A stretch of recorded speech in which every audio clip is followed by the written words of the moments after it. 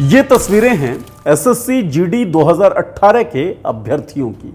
अस्पतालों में पड़े ये अभ्यर्थी मुमकिन है कि देश की सीमा पर खड़े होते।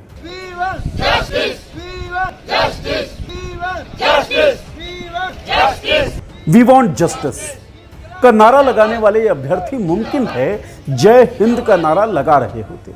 नागपुर से दिल्ली तक पैदल मार्च कर रहे ये अभ्यर्थी मुमकिन है कि वर्दियां पहनकर परेड कर रहे होते, लेकिन ऐसा हो ना सका। नमस्कार, मैं हूं नीरज झा और आप देख रहे हैं पॉलिटिक्स का शो नाम की नौकरी।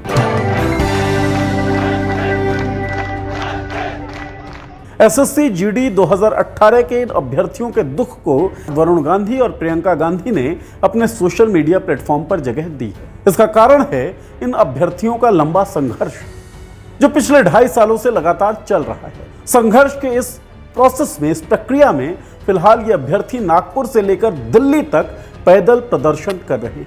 2018 में इन अभ्यर्थियों ने परीक्षाएं दी, तमाम चरणों को क्वालिफाई किया, पास किया, फिर इंतजार किया ज्वाइनिंग का, लेकिन ज्वाइनिंग मिली नहीं। प्रदर्शन किए, पुलिस की लाठियां खाई, तमाम आश्वासन लिए नेताओं के, जो आश्वासन कभी पूरे नहीं हुए, लेकिन इन्हें ज्वाइनिंग नहीं मिली। और अब ये अभ्यर्थी पैदल मार्च कर रहे हैं नागपुर से दिल्ली तक। क्यों?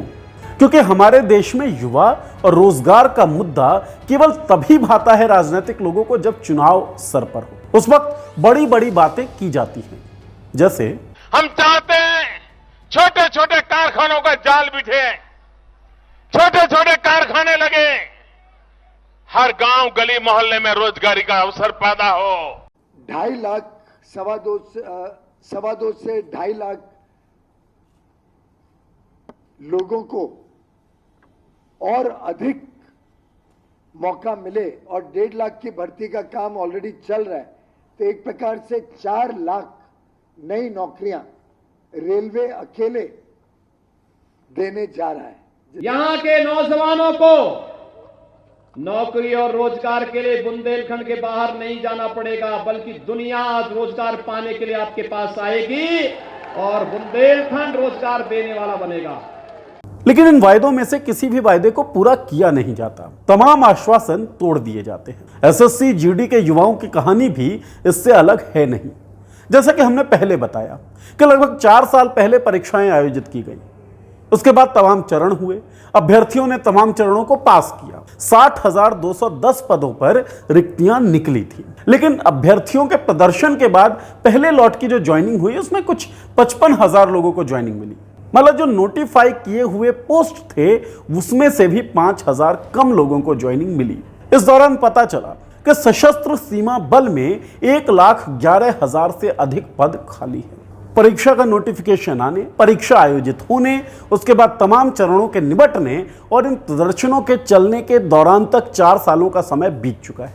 कई अभ्यर्थी ऐसे हैं जो ओवर एज हो गए हैं, आगे की परीक्षाओं में बैठने के लिए अयोग्य हो गए हैं, वो आगे की परीक्षाओं में बैठ ही नहीं सकते। लेकिन पिछली परीक्षाओं में जिसमें वो योग्य हो गए, जिसमें उन्होंने परीक्षा के तमाम चरणों को पास कर लिया, उसमें उन्हें अब तक ज्वाइनिंग नहीं मिली है।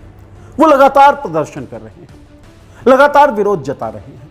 जिन जिन नेताओं तक पहुंच सकते हैं उन नेताओं को उन्होंने चिट्ठियां लिखी हैं, चाहे वो गृह मंत्री अमित शाह हों या फिर अन्य अधिकारी। अभ्यर्थियों ने सब तक पहुंचने की कोशिश की है, लेकिन किसी भी चिट्ठी का कोई सकारात्मक जवाब मिला नहीं। हुआ ये कि अभ्यर्थियों ने नागपुर में प्रदर्शन शुरू कर दिया। लगभग 4 महीनों तक प्रदर्शन किया, भूख हड़ताल किया, आमरण अनशन पर बैठे, और इसके बाद एक मंत्री रामदास अठावले के कहने पर उन्होंने अपना आमरण अनशन तोड़ दिया। अठावले जी ने अभ्यर्थियों को आश्वासन दिया था कि वो अमित शाह से बात करेंगे और अभ्यर्थियों की ज्वाइनिंग के लिए कोशिश करेंगे। अठावले जी के आश्वासन पर अभ्यर्थियों ने पहले अपना आमरण अनशन तोड़ा और उसके बाद अपने आश्वासन, अपने वायदे को तोड़ा रामदास अठावले ने। हालांकि अब अभ्यर्थियों को वादा फरामोशी की आदत हो चुकी है। उन्हें पता है कि उनकी लड़ाई लड़ने इस राजनीतिक सिस्टम में कोई आगे नहीं आएगा। उन्हें उनकी लड़ाई खुद ही लड़नी पड़ेगी। यह सुखद है कि बड़े नेता, बड़े नाम जिनका जिक्र होता है, जिनके चर्चे होते हैं, वो अब इन अभ्यर्थियों के साथ खड़े हुए दिखाई देते हैं। लेकिन नागपुर से दिल्ली पैदल मार्च कर रहे इन अभ्यर्थियों के पैरों के छालों का हासिल क्या होगा, ये वक्त ही बताएगा। अब देखते रहिए पॉलिटिक्स। आपका मुद्दा बनेगा देश का मुद्दा। वॉल्टिक्स ऐप पर शेयर करिए अपनी बात हमारे साथ, हम उठाएंगे आपकी आवाज।